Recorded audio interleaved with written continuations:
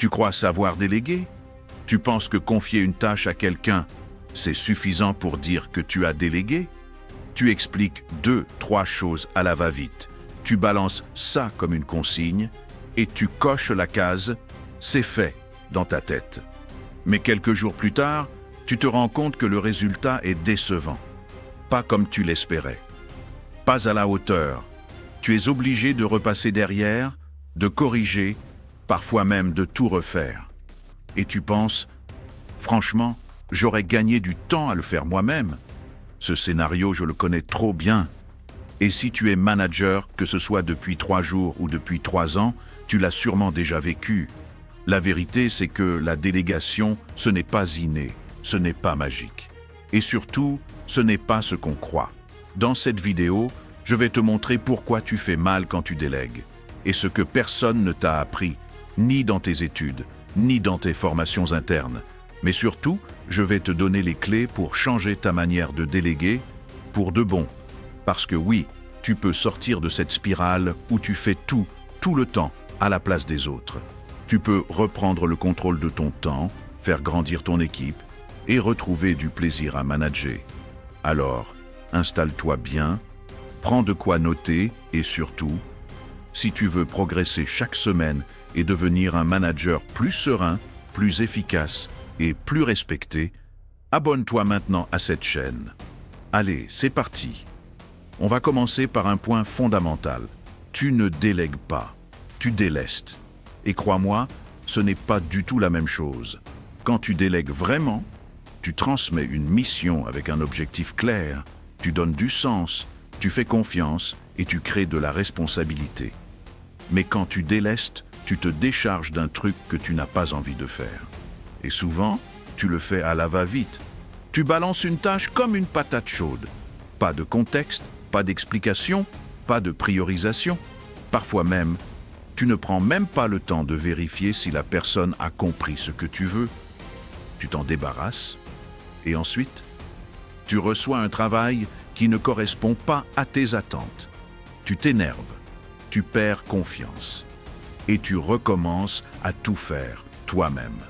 C'est un cercle vicieux qui te transforme en super technicien débordé au lieu d'un leader structurant. Et le pire, c'est que tu as l'impression d'avoir bien délégué. Mais en réalité, tu n'as juste pas pris le temps de le faire correctement. Deuxième erreur ultra fréquente. Tu crois encore au mythe du « je vais plus vite si je le fais moi-même ». Ce raisonnement, c'est le poison du jeune manager. Oui, à court terme, tu iras peut-être plus vite. Mais à moyen terme, tu t'épuises. Tu deviens le goulot d'étranglement de ton équipe. Plus rien ne peut avancer sans toi.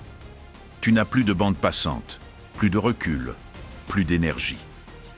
Résultat, tu bosses tard, tu es constamment sous pression, tu t'énerves facilement, tu fais des erreurs. Et surtout, tu bloques le développement de ton équipe. Car à force de tout faire toi-même, les autres n'apprennent pas. Ils restent passifs, dépendants, désengagés. Tu veux devenir un vrai manager ? Alors commence par accepter de perdre un peu de temps aujourd'hui pour en gagner demain. Former quelqu'un à faire ce que tu fais, ce n'est pas une perte de temps. C'est un investissement stratégique. Et c'est aussi ça, le leadership. Troisième point, tu ne transmets pas la vision. Beaucoup de managers donnent des tâches, mais oublient de donner le sens. Tu dis quoi faire, mais pas pourquoi. Tu dis comment, mais pas à quoi ça sert. Tu donnes une pièce du puzzle, mais tu ne montres pas l'image sur la boîte. Et là encore, tu crées de la frustration.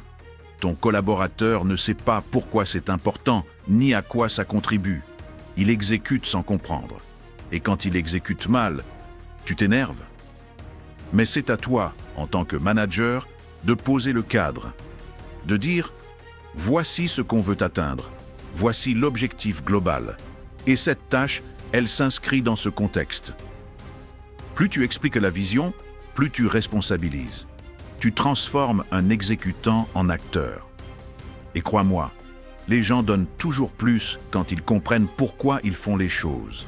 Et enfin, dernier point, et pas des moindres, tu ne fais pas confiance. Tu dis que tu délègues, mais en réalité, tu veux tout contrôler. Tu repasses derrière à chaque fois. Tu corriges, tu modifies, tu reformules, tu étouffes. Au début, c'est normal de vouloir vérifier, mais au bout d'un moment, si tu ne lâches pas, tu bloques tout. Tu renvoies un message. Je ne crois pas en toi. Et ce message, il est destructeur pour la motivation. Tu veux une méthode simple pour structurer ton niveau de confiance? Voici la règle des 3 niveaux de contrôle. Je vérifie tout, au début, pour poser les bases, sécurisées. Je contrôle par échantillon, je vérifie certains points de manière aléatoire. Je vérifie seulement en cas d'alerte, quand il y a un doute ou un signal faible. Ce modèle te permet d'ajuster ton degré de supervision selon la maturité de la personne. Et en parallèle, tu construis une relation basée sur la progression et la confiance. Maintenant, j'ai une question pour toi. Quelle est la dernière tâche que tu as eu du mal à déléguer? Dis-le-moi en commentaire. Je lis tout et je te répondrai avec un conseil personnalisé. Et si cette vidéo t'a parlé, reste bien connecté. Parce que dans la prochaine vidéo, je vais te montrer comment créer une vraie fiche de délégation claire, efficace et duplicable. Le genre de document qui te fait gagner des heures et qui fait grandir ton équipe. Pense à activer la cloche pour ne pas rater ça. Allez, petit résumé avant de se quitter. Tu dois arrêter de délester. Apprends à déléguer avec intention et méthode. Le « je vais plus vite moi-même » est un piège. Tu ne gagnes rien sur le long terme. Déléguer, c'est transmettre une vision, pas une tâche vide. Et la confiance, ça se construit étape par étape. Tu veux aller plus loin? Alors fais 2 choses maintenant. Abonne-toi à cette chaîne. Partage cette vidéo à un collègue qui croule sous les tâches. Tu vas lui changer la vie. Cela étant dit, merci d'avoir regardé et à la prochaine fois.